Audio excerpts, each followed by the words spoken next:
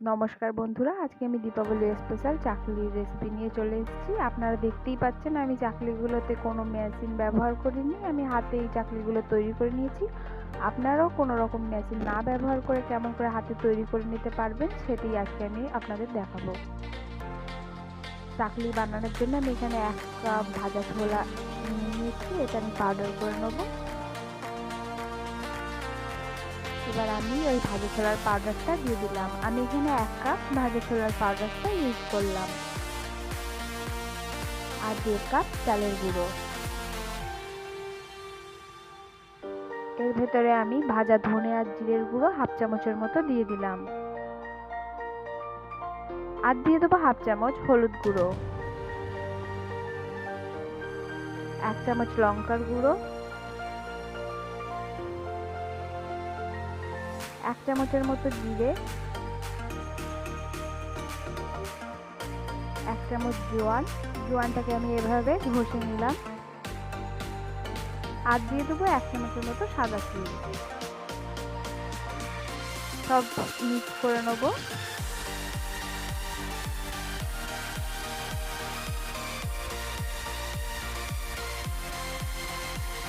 এরপর এতে দিয়ে দেবো স্বাদ মতো লবণ। এরপরে আমি এতে ময়ানের জন্য দিয়ে দেবো সাদা তেল। তেলটা দিয়ে ভালো করে মিশিয়ে নিতে হবে। ময়ান যত ভালো হবে তত কিন্তু খাস্তা হবে।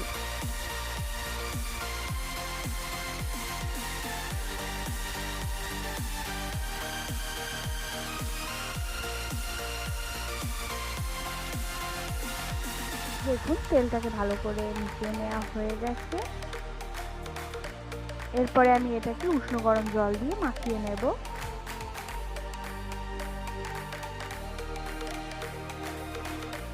আপনারা এখানে উষ্ণ গরম জলই ইউজ করবেন। আমি অল্প অল্প জল দিয়ে মাখিয়ে নেব। খুব বেশি শক্ত করে মাখবো না, আবার খুব বেশি নরম করেও মাখবো না।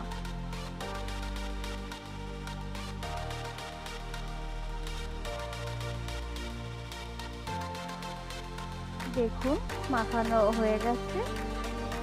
এটাকে আমি আধ ঘন্টা এভাবে রেখে দেবো। আমি একটা প্লেট নিয়ে নিয়েছি, প্লেটে সাদা তেল ব্রাশ করে নেবো।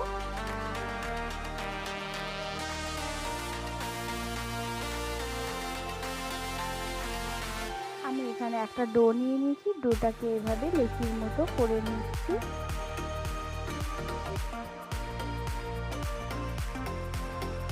এরপর এটাকে আমি এভাবে গোল গোল শেপ দিয়ে নিচ্ছি। এটা কিন্তু দেখতে দোকানের মতো হবে না, যেহেতু আমি এটা হাতে তৈরি করেছি, কিন্তু খেতে একদম একই রকম হবে। আপনারা এটা অবশ্যই সন্ধ্যাবেলা স্ন্যাক্স হিসেবে একদিন ট্রাই করে দেখবেন, আশা করছি আপনাদের ভালো লাগবে। একইভাবে আমি সব চাকলিগুলো শেপ দিয়ে নেব। আমি আর একটা আপনাদের করে দেখাচ্ছি।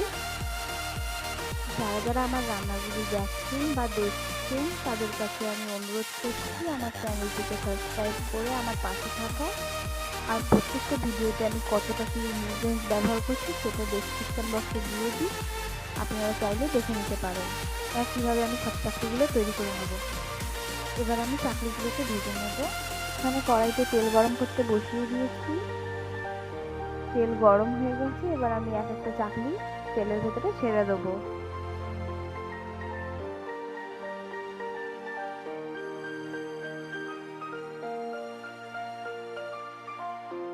চাকলির এ ধারটা আমি ভালো করে ভেজে নেব। আমি ওভেনের ফ্লেমটা হাইয়ে রেখেছি। এবার আমি চাকলিগুলোকে উল্টে দেব।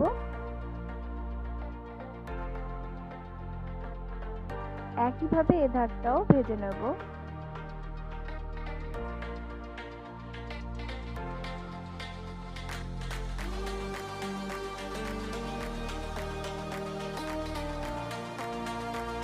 চাকলিগুলো আরো হালকা খানিকক্ষণ ভেজে নেব।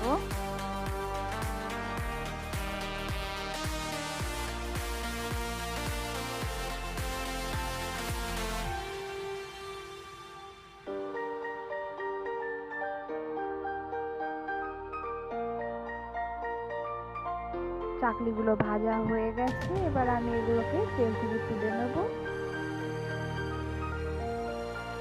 আমাদের মেশিন ছাড়া চাকলি রেডি। আপনাদের কেমন লাগলো অবশ্যই আমায় জানাবেন।